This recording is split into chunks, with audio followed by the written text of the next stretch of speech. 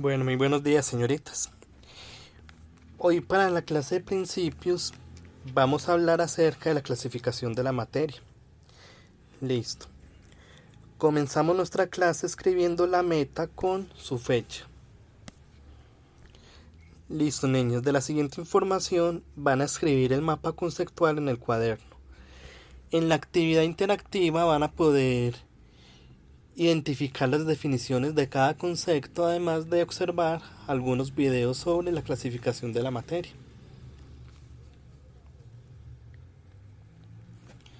Bueno, primero que todo vamos a identificar qué es la materia en sí. Listo. Siempre definimos la materia como todo aquello que tiene masa y ocupa un lugar en el espacio. Es decir, en sí la materia es todo lo que podemos ver y sentir en el universo. Desde el aire, desde moléculas en estado gaseoso como el vapor de agua, como el oxígeno, hasta materiales líquidos como el agua, como el aceite. Todo lo que podemos tocar y sentir es materia como tal.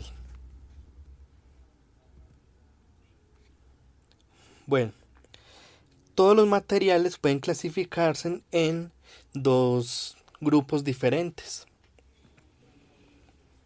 Listo. Existen las sustancias puras y existen las sustancias impuras. Listo. Cualquier material que nosotros observemos pertenece a uno de estos dos grupos. O es una sustancia pura o una sustancia impura. Listo. ¿Qué características tiene cada uno de estos grupos? Sucede que en las sustancias puras entran dos componentes diferentes, dos materiales diferentes. El primero, que son los compuestos, que son combinación de dos o más elementos. Entre esos compuestos podemos encontrar el agua, el gas propano, el azúcar, entre muchos otros. Pero dentro de las sustancias puras también encontramos a los elementos. Y los elementos son todos aquellos que nosotros podemos encontrar o visualizar en la tabla periódica, tales como son el oro, el hidrógeno y el oxígeno. Listo. Pero hay una característica fundamental de las sustancias puras y es que su composición es uniforme, es decir, su estructura sigue siendo la misma sin importar la cantidad de dicho material que tengamos.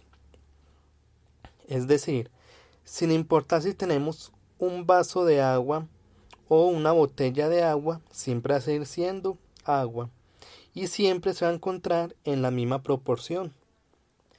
Igual cualquier compuesto que observemos, sea el propano, sean los azúcares, sea dióxido de carbono, siempre van a estar en la misma composición, al igual que los elementos.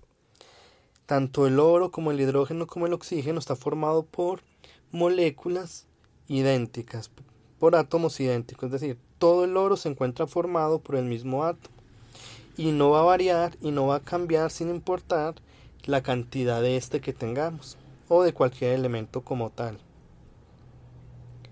Listo. Esas son las sustancias puras como tal. Ahora vamos a mirar las sustancias impuras. Listo. En estas sustancias, la cantidad o la proporción en la que se encuentran los materiales puede variar. Por lo tanto, se consideran como mezclas. Listo. Entonces, en una mezcla, nosotros podemos visualizar dos o más compuestos diferentes. Entonces, una mezcla se puede dar entre dos compuestos, entre dos o más compuestos, o entre un elemento y un compuesto.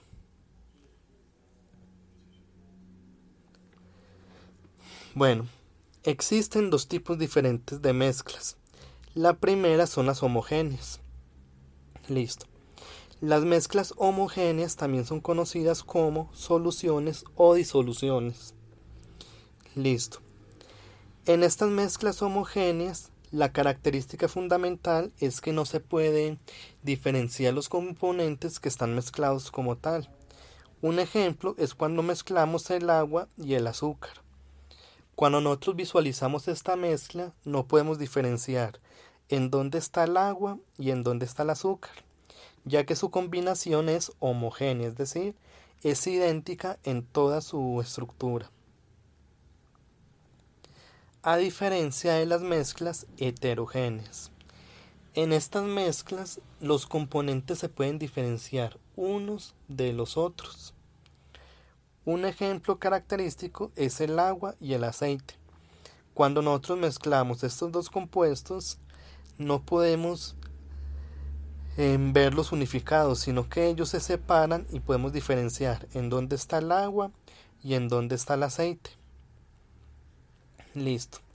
Pero tanto mezclas homogéneas como heterogéneas pueden cambiar su proporción, es decir, podemos tener mezclas con determinada cantidad de agua y determinada cantidad de azúcar y en un momento dado aumentar la concentración de azúcar o aumentar la concentración del agua. Igual en la heterogénea podemos tener mezclada una cantidad de agua con una cantidad de aceite y en cualquier momento podemos aumentar sea la concentración del agua o sea la concentración del aceite. Por eso se determinan sustancias impuras, porque sus proporciones no son estables, no son generales. Bueno, niños, en el cuaderno van a escribir el mapa conceptual como tal. Pueden interactuar con la página y hacer las diferentes, observar los diferentes videos que hay allí. Que tengan un feliz día.